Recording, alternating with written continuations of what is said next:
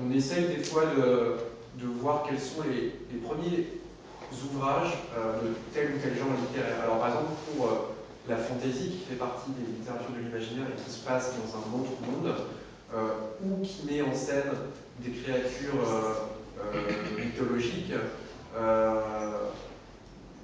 est-ce que vous avez une idée de quel pourrait être le premier livre qui appartiendrait à ce genre-là, la fantaisie? Sachant que de toute façon, j'ai moi pas la réponse, il n'y a pas, c'est pas un puzzle avec une bonne réponse.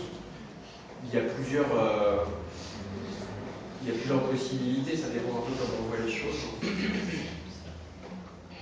Une histoire avec simplement voilà, des créatures imaginaires. Ouais, par exemple, ouais, tout à fait. Ouais.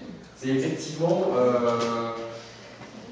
On a du mal derrière ça, après, ça devient compliqué parce que ça devient réellement des récits mythologiques. Et alors, du coup, on est plus quand même dans quelque chose qui est de l'ordre de la religion. Donc, on est avec pas forcément des gens qui veulent raconter des histoires, mais qui veulent construire une religion. Donc, effectivement, l'Odyssée, c'est considéré peut-être comme le premier récit de fantasy.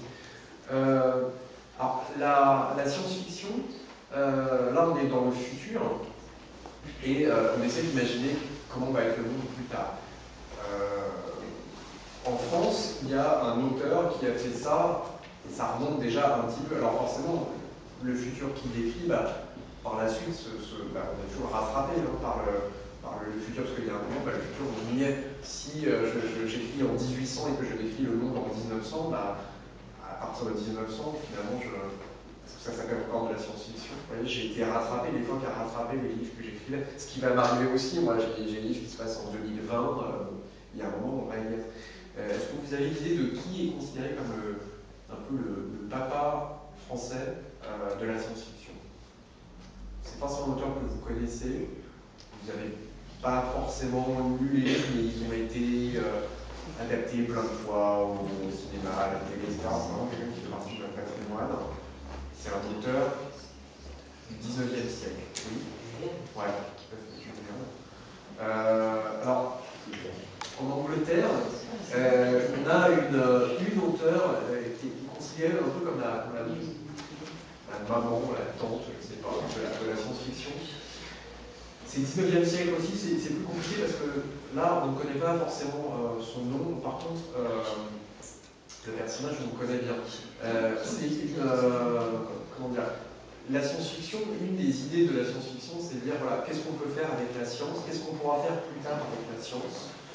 Et ça pose très souvent quand même des questions éthiques ou philosophiques. Par exemple, si on peut faire des robots intelligents qui ont une conscience, est-ce que ça ne va pas nous poser des problèmes après? Non, si le robot il a une conscience, est-ce que si on se désactive, est-ce que c'est pas un meurtre? Même chose avec le clonage, etc. Donc, vous voyez, très vite, il y a ce côté, avec la science, les gens, les hommes, essayent d'outrepasser ce qu'ils sont capables de faire normalement. Et il y a un côté un peu sulfureux. Est-ce qu'ils ne vont pas devenir un peu l'égal de Dieu? Voilà. Alors, le livre dont je parle, écrit par un auteur anglais, par Lune, raconte comment un savant essaye justement de devenir un peu l'égal de Dieu, même s'il ne le formule pas comme ça, en créant de la vie. Ce qui est vraiment là, pour le coup, l'attribution de Dieu, surtout au XIXe siècle. Et c'est un savant qui se dit, moi je peux faire vivre des gens, des créatures, grâce à l'électricité. C'est un personnage, vous connaissez tous le nom? Oui. Ouais, tout à fait. Frankenstein. Alors, est-ce que quelqu'un connaît l'auteur de Frankenstein?